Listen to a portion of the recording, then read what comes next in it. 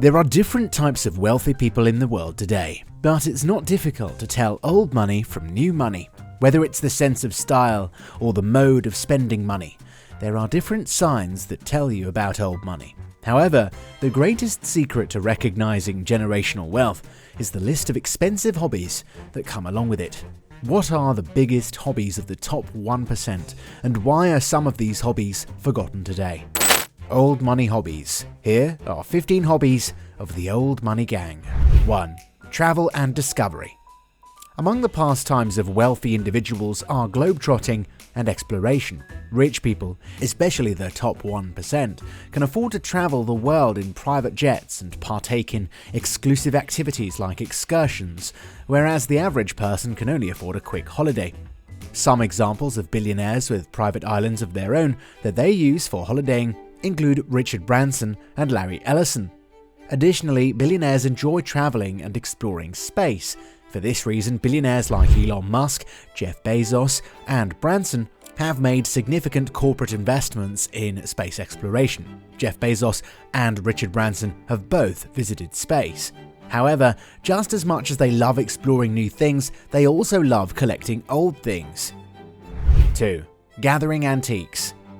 Another favourite pastime that announces the generational wealth that wealthy people have long upheld is collecting antiques. Affluent individuals amass vintage luxury items such as vehicles, wine, jewellery, and watches. They enjoy collecting them and have a strong passion for them.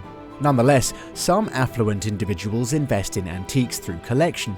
Antiques gain value with time, and because of this, they purchase them, hold on to them for the longest, and then sell them for a premium, while some others purchase antiques for personal purposes.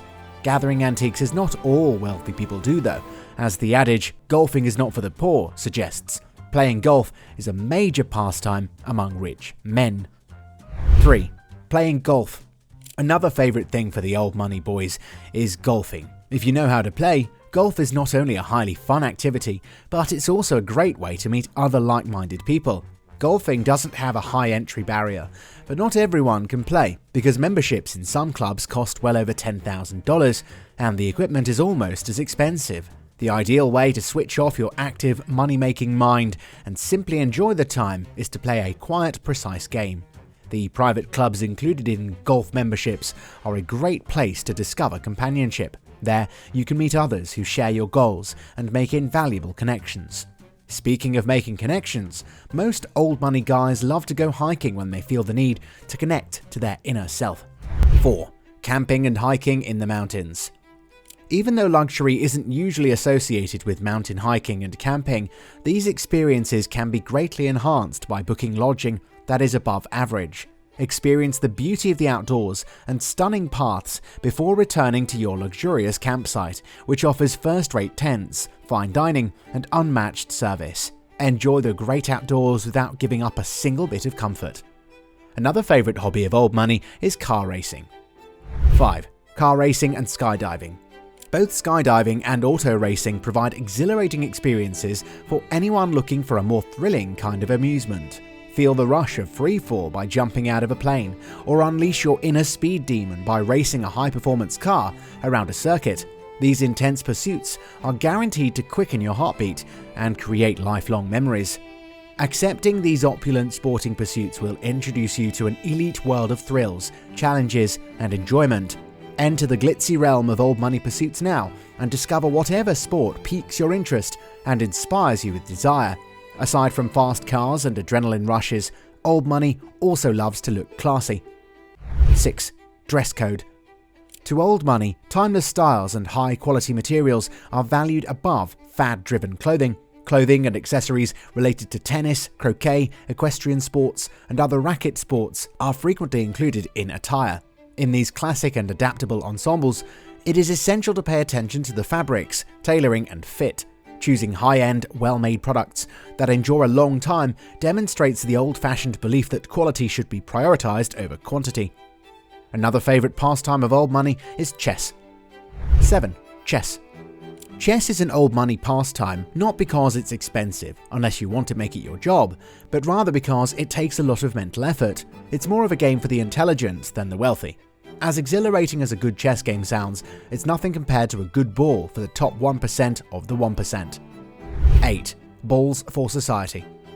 One of the rich people's favourite pastimes, not just particularly for the younger generation, is going to society balls. It's a rare occasion for a conventional but enjoyable activity.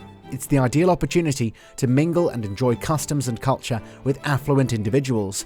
Another habit that is peculiar to the rich, especially old money folks, is knowing genealogies.